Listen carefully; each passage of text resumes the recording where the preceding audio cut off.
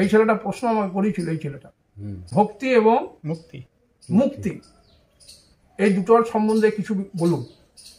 যেখানে রবি আছে মানে সূর্য আছে সেখানে অন্ধকার থাকবে না, আর যেখানে অন্ধকার আছে সেখানে সূর্য থাকবে না। বুঝতে পারছিস তো? হ্যাঁ, সেই জন্য যেখানে ভক্তি আছে আসছে ভক্তি থেকেই, কিন্তু যখন জ্ঞান হবে তখন ভক্তির কোনো স্থান নাই। কারণ ভক্তিতে সবসময় দুটো জিনিস থাকবে, একটা ভক্ত আর একটা ভগবান, দুই থাকবে, অদ্বৈত হবে না, এক হবে না। ভক্তই ভগবান এটা হবে না। ভক্তি মানেই দুই থাকবে, ভক্তের সঙ্গে ভগবানের একটা সম্বন্ধ থাকবে, আর সেখানে ভয় থাকবে। ভক্তিতে ভয় সবসময় থাকবে, অভয় পদে যেতে পারবে না। ভয়টা কি? অপরাধের ভয়। ভগবানকে যদি আমি সেবা না দিই তো আমার অপরাধ হচ্ছে, আমি যদি স্নান না করে যদি বসি তো আমার অপরাধ হচ্ছে, আমি যদি একদিন একমালা জপ না করি তাহলে বলো অপরাধ হচ্ছে। এই অপরাধের একটা ভয় থাকবে। যদি কোনো কারণবশত আমি বৈকুণ্ঠেও চলে যাই সেখানেও ভগবানের একটা অপরাধ ভয় থাকবে, যে না এগুলো করলে ভগবান আবার আমাকে পাঠিয়ে দেবে এখানে। হ্যাঁ, তো সব সময়ই আমাকে একটা ভয়তস্থ রাখবে ভক্তিতে। বুঝতে পারছি? দেখিস না মন্দিরে যখন মানুষ আসে তখন চান টান করে পরিষ্কার করেছে, আবার এখানে আসার পরও হাত পা ধুচ্ছে, কি না অপরাধ, একটা ভয় সবসময় আর কাজ করবে। পুজো যদি করছে তো সেখানেও আবার মন্ত্র ভুল হচ্ছে নাকি, তাহলে ভয় সর্বত্র থাকবে। কারণ ব্যক্তি হয়ে ভগবানকে ভজনা করছে, আর ব্যক্তিত্ব যেখানে থাকবে, এই অহংভাব যেখানে থাকবে সেখানে ভয় থাকবে। এই সেই জন্য ভক্তির মধ্যে দুটো ভাব থাকবে, একটা ভক্ত এবং একটা ভগবান, আর সেখানে ভয় থাকবে। আচ্ছা, আর যেখানে মুক্তি থাকবে সেখানে ভক্তি কোনো থাকবে না, কারণ ভগবান এবং ভক্ত দুটো থাকবে না, একজনাই থাকবে। সেই জন্য একবার আমাদের ভাষাতেও বলি ভক্তই ভগবান, তার অতিরিক্ত আর ভগবান বলে কেউ নাই। সেটা অনেক পরেও বুঝতে পারবে, ভক্তি করতে করতে পরেও বুঝতে পারবে যাকে আমি খুঁজছিলাম সে আমি নিজেই। হ্যাঁ, তখনও বেদান্তে প্রবেশ করলো, তখন জ্ঞান হয়নি। যেমন ধর তুই চৈতন্য, আমি চৈতন্য, ধ্যানে আমি বসে আছি, আমি চৈতন্য, সর্বত্র চৈতন্য, দেহ বোধ নাই, কোনো কিছুরই বোধ নাই, আর শুধু চৈতন্য মাত্র সত্তা অবস্থান করছে। একে আত্মজ্ঞান বলে, কিন্তু একে ব্রহ্মজ্ঞান বলে না। শুধু চৈতন্য সত্তার উপরেই যদি আমি স্থিতি হতে পারি সেটা আত্মজ্ঞান হয়ে যাবে, কিন্তু ব্রহ্মজ্ঞান হবে না। সর্বত্র জ্ঞান, ব্যাপক জ্ঞান, এ আনা কঠিন। আমি যখনই জ্ঞানটা করছি কোনো বৃত্তির অবলম্বনে, একটা ব্যাপক বৃত্তির ওপরই দাঁড়াচ্ছি, সেখানে বৃত্তি থাকবে। ব্রহ্মজ্ঞান একমাত্র গুরু বাক্যের উপরই, কি বাক্য? মহাবাক্যের উপরই প্রযোজ্য হবে। এইরকম স্থিতিতে গুরু মহাবাক্য ওকে শোনাবে। আর আমাদের বেদান্তে চারটা মহাবাক্য, চারটা বেদের চারটা বাক্য নয়, মহাবাক্য, মহামন্ত্র। তত্ত্বমসি অহম ব্রহ্মাস্মি অয়ম আত্মায় ব্রহ্ম প্রজ্ঞানম আনন্দম ব্রহ্ম। এই চারটা মহাবাক্যের ভেতরে মানে বিশেষ মহাবাক্য, বিখ্যাত মহাবাক্য হচ্ছে তত্ত্বমসি, তুই সেই। এইটা যখন গুরু ওকে বোঝাবে, বিভিন্ন মানে উদাহরণ আছে, অনেক আছে, সময় নিয়ে নেবে। একদিন মহাবাক্যের উপরই বিশ্লেষণ করব, সেই দিন ওটা বোঝাবো। ভাগ টাক লক্ষণা, বিশেষ বিশেষণ পদ, এগুলো আছে, অনেক আছে। এইগুলো যখন মানে পাণ্ডিত্য ম্যাথরই বেশিরভাগ বোঝানো হয়, সেটা যখন বোঝাবো তখন বুঝতে পারবি। তো মোটামুটির ওপরে এইটুকু বোঝ কি মহাবাক্যটা যা আমাতে নাই তা বিশ্ব ব্রহ্মাণ্ডে নাই। মহাবাক্যের কথা বলছি, কিছুটা ধরিয়ে দিয়েছি। আর যেটা আমাতে আছে সেইটুকুই বিশ্ব ব্রহ্মাণ্ডে আছে। যেটা বিশ্ব ব্রহ্মাণ্ডে আছে সেটা আমার মধ্যে অবশ্যই আছে, আর যেটা আমাতে আছে সেটা বল বিশ্ব ব্রহ্মাণ্ডে আছে।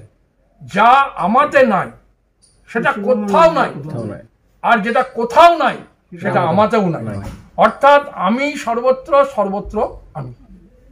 এই কথাটার উপরে ভগবান শ্রীকৃষ্ণ খুব জোর দিয়েছে। ঈশ্বর সর্বভূত নাম। ঈশ্বর কোথায়? সর্বজীবে সর্বভূতে বর্তমান। ঈশ্বর সর্বভূত নাম। তারপরে সেই ঈশ্বরকে আবার কোথায় দেখাচ্ছে? হৃদদেশে অর্জুন তিষ্ঠতি। সেই ঈশ্বর তোমার হৃদয়। তাহলে এখানে কি হচ্ছে? যা সর্বত্র ভগবান, সে ভগবান তোমাতেও আছে। আর যে তোমাতে যে ঈশ্বর বসে আছে সেই সর্বত্র আছে, দ্বিতীয় ঈশ্বর নাই।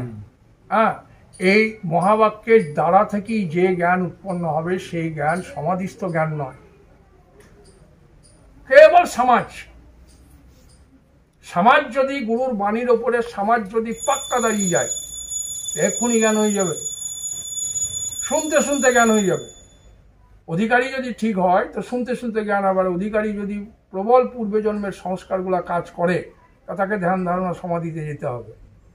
কিন্তু সমাধিতে গেলেও সে জ্ঞান প্রতিবিম্বত জ্ঞান, সে জ্ঞান স্বয়ং জ্ঞান হবে না। সমাধিস্থ জ্ঞানটা হচ্ছে প্রতিবিম্বত জ্ঞান। আয়নাতে যে মুখটা দেখছি সেটা স্বয়ং মুখ নয়, ওটা প্রতিবিম্বত মুখ। লাভটা কি হয় সেই প্রতিবিম্বত? ও যত ভগবান মন বুদ্ধি আমাকে দিয়েছে, একবার সমাধিতে যেতে হবে, নাহলে একটু ভ্রম থাকবে কি আমার মুখটা কেমন, আমি কেমন, সেটা বোঝাখানি যাবে না। আয়নাতে মুখ না দেখলে ভ্রম থাকবে। কি ভ্রম? না আমি সাদা বটি না কালো বটি, মোটা বটি না পাতলা বটি। আবার আমার মুখের গঠন তো দেখতে গেলে কিভাবে দেখতে হবে বলো? একবার আয়নাতে আমাকে দর্শন করতে হবে। কিন্তু আয়নাতে মুখ দেখলেও সে মুখ আমার নয়। এ মর্মে ভগবান শঙ্করাচার্য খুব সুন্দরভাবে বুঝিয়েছে। কিভাবে বুঝিয়েছে? যথা দর্পণে আভাস হানি মুখং বিদ্যতে কল্পনাহীন একম তথা ধী বিয়োগে নিরাভাসং য স নিত্য উপলব্ধি স্বরূপ অয়ম আত্মা। শব্দের অর্থ কি? যথা দর্পণে আভাস হানি, দর্পণে যে আমি মুখ দেখছি সেটা আভাসিত মুখ, সেটা স্বয়ং মুখ নয়, মুখের আভাস। অর্থাৎ ওটা প্রতিবিম্বত মুখাভাস। যথা দর্পণে আভাস হানি, অর্থাৎ দর্পণে যদি দর্পণ না থাকে তাহলে আভাসত্ব থাকবে না, প্রতিবিম্ব থাকবে না। যথা দর্পণে আভাস হানি মুখং বিদ্যতে কল্পনাহীন একম, তখন মুখের কোনো কল্পনা আমার মধ্যে থাকবে না। এই না থাকা অবস্থাতেও আমার স্বয়ং মুখ বর্তমান আছে। ঠিক ওই রকম সমাধিস্থ জ্ঞান হচ্ছে দর্পণে দেখা মুখের মতো। সেখানে শুদ্ধ মনে আমাকে দেখতে পাওয়া যাবে, কিন্তু মনটা শুদ্ধতে জানা যাবে কি আমি চৈতন্য, কিন্তু তথাপি স্বয়ং চৈতন্যের বোধ হবে না। কারণ সমাধি অবস্থাতে যে জ্ঞান সেটা সমাধির অন্তরত জ্ঞান, অন্তরস্থ জ্ঞান, মানে সমাধির আন্ডারে জ্ঞান, কোনো কারো আন্ডারে নয়। জ্ঞান হচ্ছে স্বতন্ত্র। এটা এই জন্য বেদান্তের সূত্রগুলো ধরতে হবে। কি না জ্ঞান বলো সমাধির আন্ডারে না, জ্ঞান সমাধি থাকলেও আছে, এটা গুরুর বাণী ছাড়া বোঝা যাবে না। জ্ঞান সদা সর্বদা বর্তমান। আর এই একটা ক্লিয়ার করছে ভগবান শঙ্করাচার্য যে বিনা সমাধি ছাড়াও জ্ঞান সদা সর্বদা বর্তমান। এই সদা জ্ঞানটাকে অনুভব করতে গেলে গুরুর বাণী ছাড়া জানা যাবে না। এ হলো 1 নম্বর কথা। দ্বিতীয়ত কথা হচ্ছে ভগবান আবার আর একটা বলছে, এই নিয়ে দ্বন্দ্ব হয়েছিল দুটো শিষ্যের সঙ্গে ভগবানের। বিনা সমাধি ছাড়া জ্ঞান হবে না, এটা পদ্মপাদ বলেছিল। আর সুরেশ্বরাচার্য সেটা খণ্ডন করেছিল ভক্তি, যে না সমাধিস্থ জ্ঞান সঠিক জ্ঞান নয়, ওটা প্রতিবিম্বত জ্ঞান। কিন্তু গুরুদেব দেখলে যে এই দুটো নিয়ে দ্বন্দ্ব দুটো শিষ্যের, ও বলছে সমাধি জ্ঞান সদা জ্ঞান নয়, এটা অক্ষর জ্ঞান হবে না, কারণ এটা প্রতিবিম্বত জ্ঞান। আর ও বলছে সদা যে জ্ঞান সেটা সমাধি জ্ঞান নয়, এটা গুরুর বাণী দ্বারাই এই জ্ঞান প্রাপ্ত হবে, অন্যথা হইবার নয়। এই নিয়ে দ্বন্দ্ব, সেটাকে ভগবান শঙ্করাচার্য খুব সুন্দরভাবে এটাকে মীমাংসা করেছেন। অর্থাৎ দুজনাকেই প্রাধান্য দিয়েছেন, কাউকে ছোট করেনি। কিন্তু এটা আমাদের বুঝতে বাকি কিছু নাই যে কোনটা ঠিক, কিন্তু দুজনাকেই সমর্থন দিয়েছে। অর্থাৎ দুটো জ্ঞানেরই তিনি সমর্থন করেছেন, এও জ্ঞান ও জ্ঞান। হ্যাঁ, প্রতিবিম্বত হলেও সেটা জ্ঞান। আয়নাতে যে মুখ আমি দেখছি সেটা মুখ স্বয়ং মুখ না হলেও, ওটা প্রতিবিম্বত মুখ হলেও বলো সেটা আমারই মুখ। হ্যাঁ, আমারই মুখ। এই ক্লিয়ার? আমি ওখানে সেটা আমারই মুখ। ওখানে যদি 5টা মুখ থাকে তথাপি আমি জানতে পারবো কি আমার মুখ কোনটা। হ্যাঁ, সে পোশাক পরিচ্ছদ দেখেই হোক বা যে করেই হোক, আমি জানতে পারবো কি এই মুখটাই আমার। এখানে 5টা মুখ থাকলেও আমি ধরে নিতে পারবো কি আমার মুখ কোনটা। সেই জন্য ভগবান যখন মন বুদ্ধি দিয়েছে তখন একবার বলো সমাধি জ্ঞান করা উচিত, এটা বলেছে। আবার দ্বিতীয় জায়গায় সুরেশ্বরাচার্যকে সমর্থন কিভাবে করছে দেখো, যে মুখাভাস দর্পণে দৃশ্যমান মুখবৎ পৃথকত্ব নৈব বস্তু চিদাভাস ধীষু জীবৈরপি তদ্বৎ স্বনিত্য উপলব্ধি স্বরূপ অয়ম আত্মা। মুখাভাস দর্পণে দৃশ্যমান, দর্পণে যে আমি মুখ দেখছি সেটা আমারই মুখ, আমার মুখ হইতে সেটা আলাদা নয়। মুখাভাস দর্পণে দৃশ্যমান, দর্পণে যে দৃশ্যমান আমি মুখ দেখছি মুখাভাস, সেটা মুখাভাস হইলেও সেটা এই মুখ হইতে সেটা আলাদা নয়। এই জন্য বলছে মুখাভাস ও দর্পণে দৃশ্যমান মুখবৎ পৃথকত্ব নৈব বস্তু, মুখ হইতে সেটা পৃথক নয়। মুখ হইতে সেটা পৃথক নয়। মুখবৎ পৃথকত্ব নৈব বস্তু চিদাভাস ধীষু, ধী মানে বুদ্ধি, সেই চৈতন্যের আভাস যখন বুদ্ধিরূপ আয়নাতে প্রতিবিম্বত হয়, শুদ্ধ বুদ্ধিতে প্রতিবিম্বত হয়, মুখাভাস মুখবৎ পৃথকত্ব নৈব বস্তু চিদাভাস ধীষু জীবৈরপি তদ্বৎ, জীবের যে বুদ্ধি সেই বুদ্ধি যখন নির্মল হয়ে যায়, শুদ্ধ হয়ে যায়, তখন যে চৈতন্যের আভাস পড়ে বুদ্ধিতে, সেই বুদ্ধিতে তখন জানতে পারা যায় কি আমি নিত্য স্বরূপ আত্মা, আমি আমার স্বরূপ হচ্ছে আত্মা। একেও খণ্ডন করলে না, ওকেও খণ্ডন করলে না, দুটোকেই রাখলে। কিন্তু বেদান্তের যেটা নিয়ম সেটা হচ্ছে সদা হবে, সমস্ততে হবে এবং স্বতন্ত্রভাবে হবে। এখানে প্রশ্ন স্বভাবতই একটা চলে আসে যে সমাধিস্থ যে জ্ঞান, সে জ্ঞানটা কিন্তু সদা হবে না, অক্ষর হবে না। যতক্ষণ সমাধি থাকবে ততক্ষণই সেই জ্ঞানটা হবে, মুখটা দেখা যাবে। আর যদি আয়না না থাকে, অর্থাৎ বুদ্ধি যদি ওখান থেকে সরে যায়, তাহলে ওর ব্রহ্মজ্ঞান হারিয়ে যাবে, আবার জগৎ চলে আসবে। বুঝতে পারছিস তো? অতএব যেটা সদা জ্ঞান সেটা সাধনা দ্বারাও জানা যাবে না, এটা খুব জোরের সঙ্গে বলা আছে। সাধনা দ্বারা যে জ্ঞান করা যায় সে জ্ঞান অক্ষর জ্ঞান নয়। এই জ্ঞান শুধুমাত্র গুরু কৃপাতেই জানা যায়, অর্থাৎ গুরুর বলা ছাড়া এই জ্ঞান হবে না। কারণ বেদান্তে সদা সর্বদা যে সাক্ষীভাবে থাকা, সদা সর্বদা আমি সাক্ষীরূপ আছি, আমি সদা সাক্ষী। আর বেদান্তে এইটাকে সমর্থন দিচ্ছে এই জায়গাটাকে কিভাবে, সদা সাক্ষী স্বরূপতা শিব এব অস্মি কেবলম মই এব সকলম জাতম মই সর্বপ্রতিষ্ঠিতম। আমি সদা সাক্ষী, মানে অলওয়েজ আমি সাক্ষীভাবে আছি। জাগ্রতের আমি সাক্ষী, স্বপ্নের আমি সাক্ষী, সুষুপ্তির আমি সাক্ষী, মাসের আমি সাক্ষী, বছরের আমি সাক্ষী, জন্মের আমি সাক্ষী, মৃত্যুর আমি সাক্ষী। এই যে সাক্ষীভাবে অবস্থানটা, এই অবস্থানটা কেবল গুরু কৃপায় জানা যাবে। এই জন্য বেদান্ত বলছে সদা সাক্ষী স্বরূপতা, তোমার স্বরূপটা হচ্ছে শুধু সাক্ষী। আমার স্বরূপ মন নয়, বুদ্ধি নয়, সমাধি নয়। সমাধির দ্বারা যেটা জানা যাচ্ছে ওটা প্রশংসনীয়, ওটা খেল নয়। তুমি আবার এটাকে খেল মনে করো না, একটা সমাধিস্থ ব্যক্তিকে তুমি খেল মনে করো না। খুব উচ্চ স্তর হবে তবে এই সমাধি হয়, কিন্তু সমাধি হলেও সেটা অক্ষর জ্ঞান নয়। অক্ষর জ্ঞান হচ্ছে যে সদা সমাধি থাকলেও আমি আছি, সমাধি না থাকলেও আমি আছি। সমাধিতে আমি প্রতিবিম্বত যে জ্ঞান, আমি আমার রূপকে দেখেছি, এখনো যে এই জগৎকে আমি দেখছি সেটা আমি আমারই রূপকে দেখছি। এটা কত টাফ লেভেলের জায়গা। সমাধিতে আমি আমাকেই দেখছি, আমার রূপটাকে আমি দেখছি কি আমি চৈতন্য মাত্র সত্তা, আর কিছু মাত্র সত্তা নয়। আর এখানে যে সমাধির কথা বলছে সেটা নির্বিকল্প সমাধি, বা যে সমাধিটার কথা এখানে বেদান্ত ঘোষণা করছে সেই সমাধিটা নির্বিকল্প। আর সেই নির্বিকল্প অবস্থাটা কোনো কর্মের অধীন নয়। এখানে খুব টাফ জায়গা, সবাই এটা এটা এটা মেনে নিতে পারবে না, কিন্তু এটাই সত্য।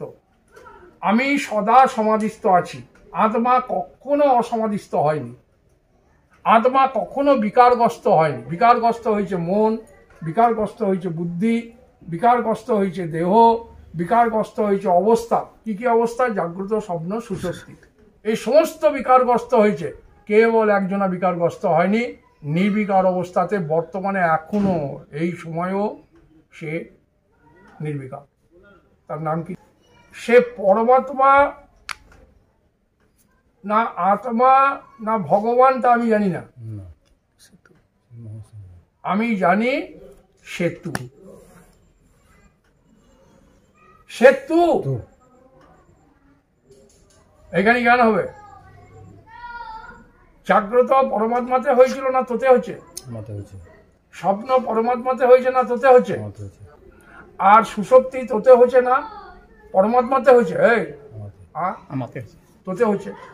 এটা একবার কনফার্ম তো না? এখানে সন্দেহ আছে না? ভালো করে দেখেলে, যেচে দেখেলে সেটা পরমাত্মাতে হচ্ছে না পড়শির মধ্যে হচ্ছে না কাউকে ভগবানকে জিজ্ঞাসা করে হচ্ছে না স্বতঃসিদ্ধতাতেই আমাতে হচ্ছে।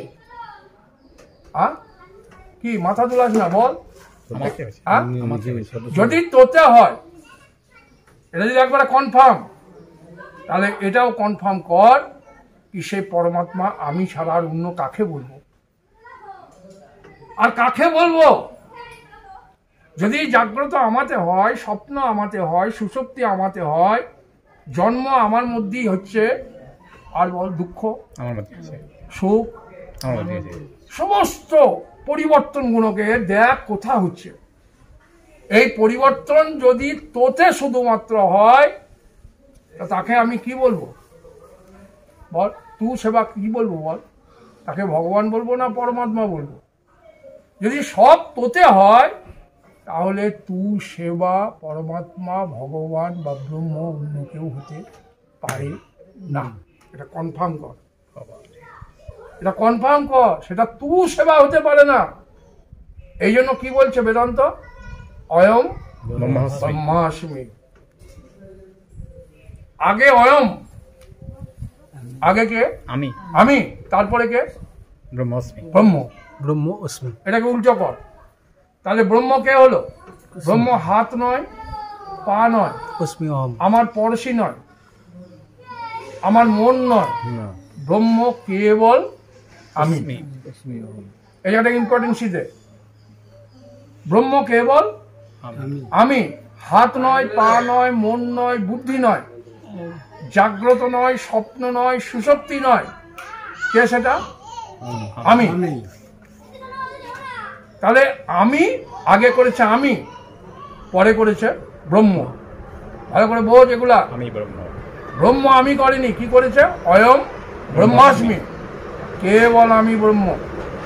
এবার উল্টো কর, উল্টোটা কি? না ব্রহ্ম আমি, উল্টো করলে ব্রহ্ম আমি। তাহলে ব্রহ্ম শিব নয়, ব্রহ্ম নারায়ণ নয়, ব্রহ্ম কৃষ্ণ নয়, ব্রহ্ম জগৎ নয়, কেবল আমি। তোকে বিনা গাছের পাতা হিলবে না। যখন গাছের পাতা হিলছিল তখন তুই ছিলি না?